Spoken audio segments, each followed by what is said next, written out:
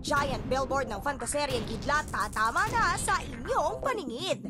At matapos mabuksan para sa publiko, nagkwento naman ang bida nito na si Derek Ramsey sa I2IC.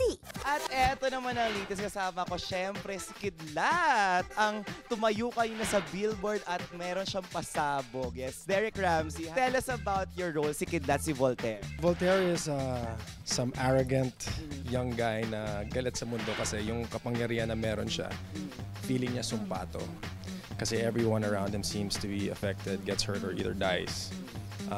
And at the same time, given this gift, may kasamang sad story na hindi niya malapitan ng nanay niya. Kasi pag naglapit sila, we take our energy away from each other and we die. Correct me if I'm wrong, first time kita makikita sa isang fantaserye. Malaki adjustment ba? Ang first ever acting ko sa TV was Panday. So nag-umpisa ako sa parang fantaserye.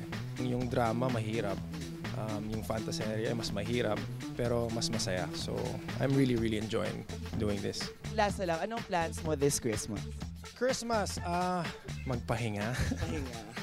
I am going to spend Christmas in Tagaytay, like we usually do, the whole family. Tapos pagkatapos ng Christmas, alis na kami pupuntang Bukidnon. Kasi dapat Bali kami, but my youngest sister is pregnant and she's due in February and she lives in Lanao del Norte. So we planned na doon na lang kami sa Bukidnon para she doesn't have to fly, she can just drive. So doon kami sa Bukidnon for I think almost 10 days. Promote ka na ng bonggang-bongga ng Kidlat. Go! Yeah guys, sana supportahan nyo ang Kidlat sa January 6 na po yan.